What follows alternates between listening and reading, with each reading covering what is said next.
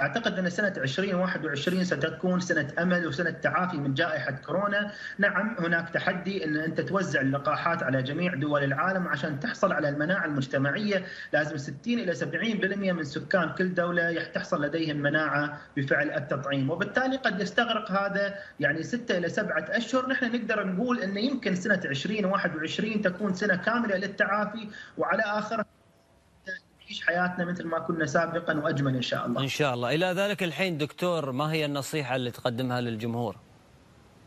أنا مثل ما قلت أخبار طيبة كانت هالأسبوع. أنا أنصح الجميع بأخذ المعلومات من الجهات المختصة وتشجيع أبنائهم على دراسة الطب والاستثمار في البحث العلمي. فيروس بسيط غير حياة المجتمع والعالم كله. البحث العلمي قاعد يرجع حياتنا مثل ما كانت قبل. بداية 2020 كانت أخبار عن الفيروس، نهاية 2020 أخبار عن علاج الفيروس.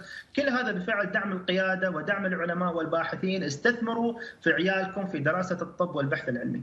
نعم، وفيما يتعلق باحتواء أو مكافحة فيروس كورونا، شو النصيحة دكتور؟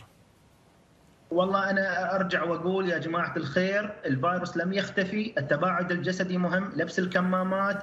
2-3% من اللي قاعدين يتوفون عالميا هذيل آباء وأبناء وزوج وزوجة وأحباء وأعزاء للناس.